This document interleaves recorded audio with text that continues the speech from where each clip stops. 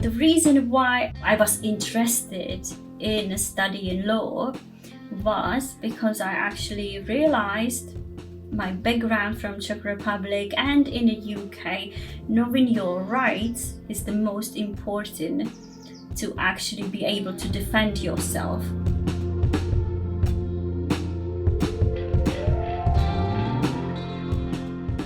Denisa Gannon on coming to the UK to escape prejudice in the Czech Republic and becoming a pioneering Roma lawyer.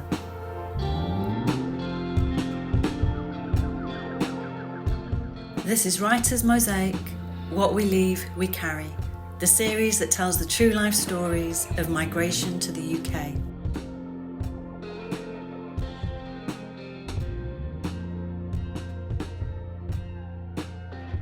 My name is Denisa Gannon. I'm born in Czech Republic. I'm born in a little town in Czech Republic. It's called Hořice pod Krkonoší. I don't recall life in that town because when I was a baby, my parents moved to another little town in Czech Republic, which is Nový Bydžov, and that's where I grew up, and that's where I live until I moved to UK. I am from the Roma community in Czech Republic. My mama and dad, they were very traditional Roma family. Until I was actually 7 years old, I couldn't speak properly Czech because we were talking Romanes home all the time. My parents, they originate from Slovakia. After the Second World War, they moved to Czech Republic. They got married and have us children. So I have actually 6 siblings. I think I had quite normal childhood.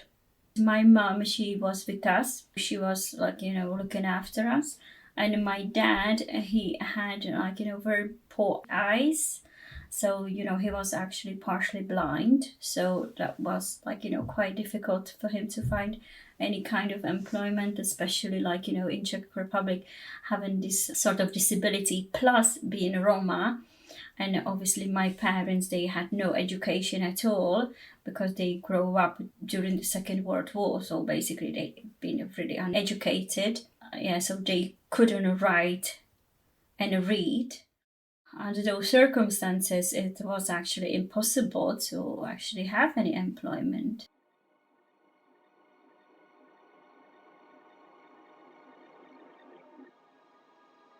From the beginning, from primary school, I had I basically been treated differently in school because, my Roma heritage. The children were unpleasant because, the parents were telling them, oh, you can't, talk to this girl because she's Roma and she's not a good friend for you. So they were not allowing the children to actually play with me. And they just encouraging the children to be quite nasty and calling me names. So that's what the children were doing. That was all the way through my whole education, all the way through my primary school, secondary school.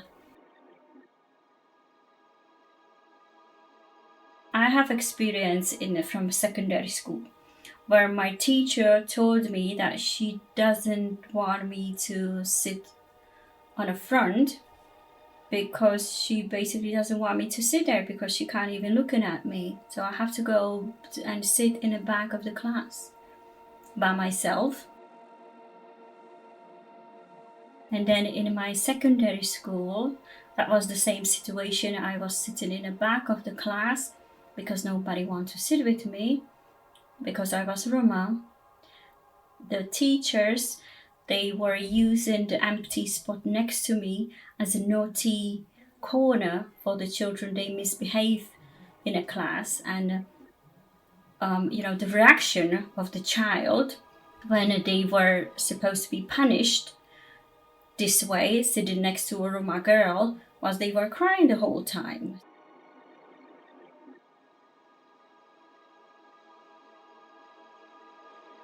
But you know what? I wasn't really bothered about that because I was like, okay, that didn't do anything to me. That did something to you. You were the one who was not happy. I didn't care at all. So, I was like, whatever, you can kiss my ass. Being in a mainstream school was very unusual for Roma girl, and obviously that had an impact in my education. I could go into higher education. I could go to study A levels, which I actually did. That wasn't straightforward either, because I actually dropped out from A levels because I actually got into relationship with Hinek dad. Hinek is my son, but he's 21 years old now. And I started living with his dad. I was about 17, and I realized, well, I need to get a job. And I was working as seamstress. So I went back to finish my A levels and I studied part-time. It actually took me 4.5 years. And in between, I managed to have Hinek, who born, and I finished my A levels when he was 1 year old, and then I got divorced. I was looking for jobs, very simple jobs, cleaners or waitress, whatever I could find, really.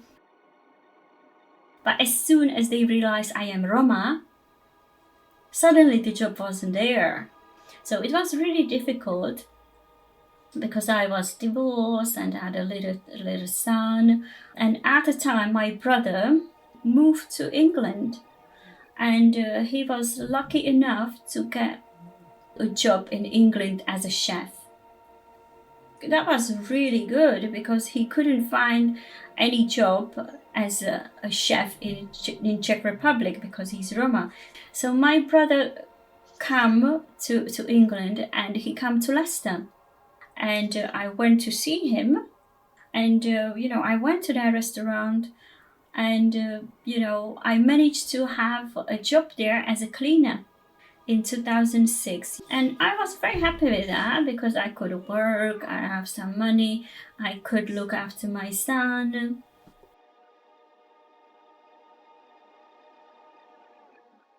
My first impression of Leicester was welcoming. I felt welcome. I felt like the society actually treat me as equal compared to Czech Republic, and I realized this is the world when I want to raise my child Hinek, because I didn't really want him to have the same experience in school like me. So that's why I decided to relocate to Leicester, and I was very happy. Yeah, so I have to learn about the different religions they actually in the UK, Sikh, Muslim, Hindu. Of course, I wasn't aware of any of those religions before and their customs, but in the UK I learned about those. So I worked as a cleaner for 2 years. Then I found another job as a waitress, and then I kind of working on a minimum wage the whole time for 4 years. But then I kind of realized, hey, I don't need to do this all my life. I have different opportunities. I can do something else. So the greatest idea I come up with was to become a hairdresser. And I signed up actually for a hairdressing course at Leicester College, NVQ level 1, and I started my course. So I was so excited and I loved it. Within a few months, it was kind of obvious I can't do it very well. I went to see a career advisor to tell me what else I can do. And he told me, look, your qualification is good enough to actually go university in the UK. I was like, sorry? Really? What? I couldn't believe it, because it would never come into my head that I can actually go to university in the UK.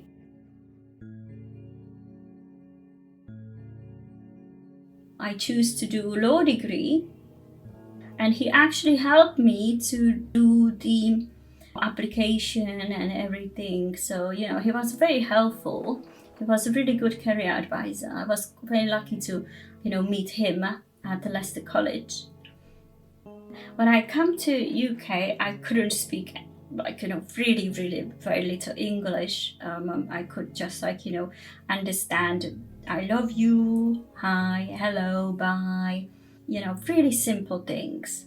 I think if I wouldn't go to the hairdressing course, I don't think my English would improve into the level I actually was able to access the university level. So I have to do an interview with the course director, and I actually remember she told me she's not actually sure whether I can do the degree.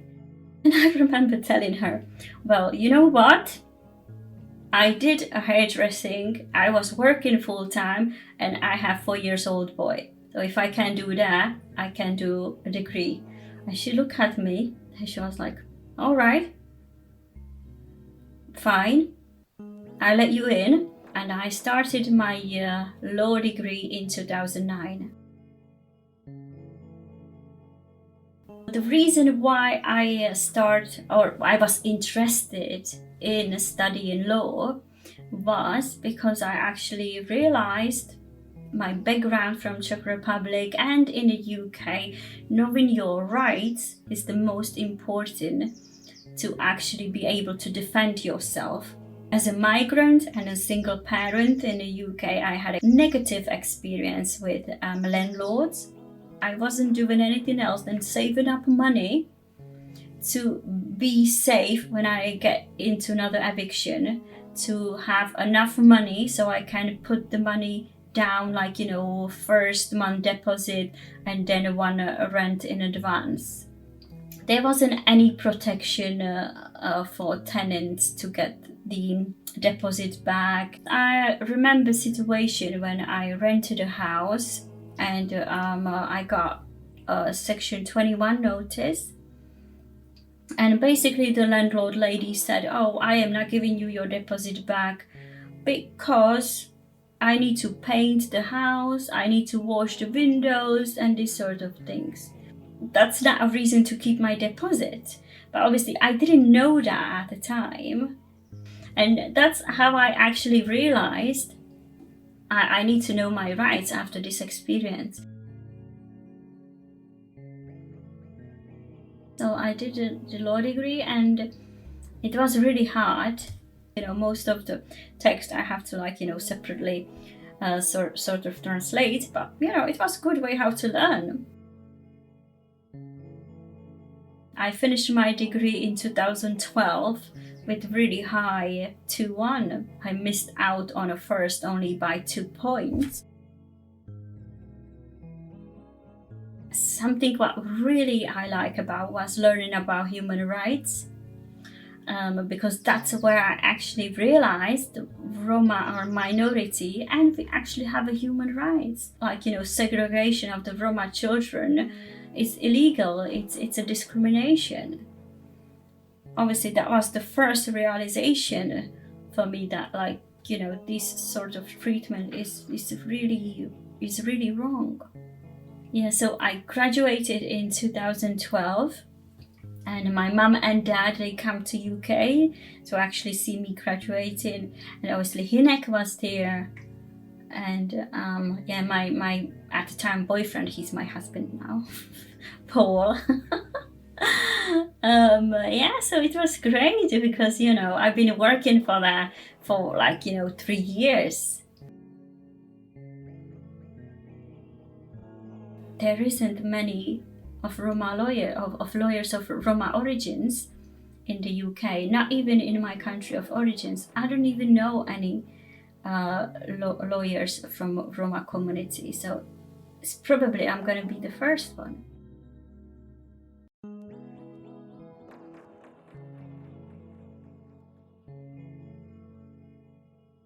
I come across a charity in London. It's called the AIR Centre. It stands for Advice on Individual Rights in Europe.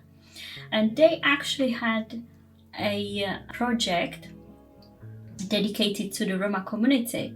I started working there. It was actually my first legal job, so they teach me a lot. I was so lucky. My work's changing life for people all the time. That's why I'm actually doing it. And so I managed to become a lawyer in 2018. Obviously, I am now 7 years post-qualified. Yeah, I'm an old lawyer now. That's fun. So I am actually trying to build my own organization in Leicester. It is really hard work. And I would also like to become a judge. I am really, really far away from becoming a judge. But it's just something, it's going to be really special. Not only for myself, not only the Roma community, for all communities of migrants, all unrepresented people, all migrants from all sorts of countries. They live in the UK. Because somebody like me, going through all that life experience, make me into this person, and to have a judge who actually have all that life experience, I think it would be asset to hold judiciary. But that's just my opinion. Maybe some judges would disagree with me. Coming to UK, it was definitely a good decision for me. At the beginning, I had no idea where that's going to lead me, but for some reason, it did lead me to this position where I am now.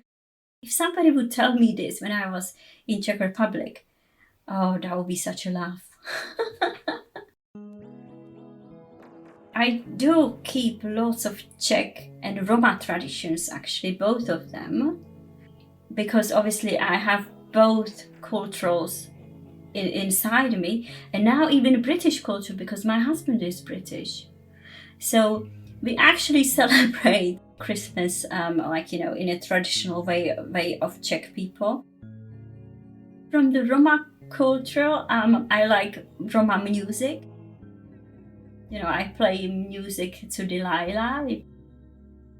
I show her how to dance and teach her a little bit of words, how to say this and that, the same in Czech.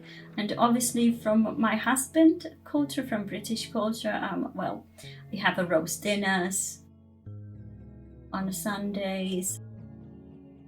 When I go back to Czech Republic and meet my family, my brothers and sisters, we speak all three languages again. Because we speak Czech, we speak Romanes, and obviously Delilah is throwing English on them. So they have to learn English because of her, because she's actually not fluent Czech and Romanes. So obviously she's mingling it all up, and it's really cute. I am from Vlachy group. In Czech Republic they say Olašský Roma. I am basically from the Lovári group. Actually, it is Hungarian Lovári. The Hungarian Lovári, Vlachy Roma, they really sort of traditional. They still hold the traditions like, woman is home with the kids and the man is going out and brings the money home. But I actually think that is changing, especially here in the UK. I saw many women, they actually go out and work, and I see the man staying home with the kids. So I think it's just about the opportunities, and I think the community is actually adopted into the society in a way that the world is moving forward. And I think the community have to actually move with the world, with the society.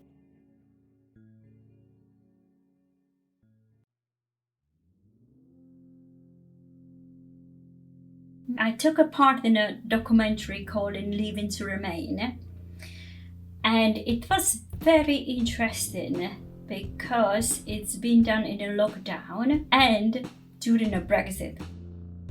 And it's about my work as an immigration lawyer. It's done in a very intimate way. My son Hinek was recording it for me, but he did a really good job. And Hinek now, he's studying in Coventry University film and TV production, and he's actually graduating with first and 2 awards. And of course the film inspired him, during the lockdown, he was just deciding what to do, and he's doing really well. He's very talented. Actually, I would like to say one more thing. And I realized as a lawyer, as a social justice lawyer, is that the opposite of poverty is not money. The opposite of poverty is justice. And that's what I'm working.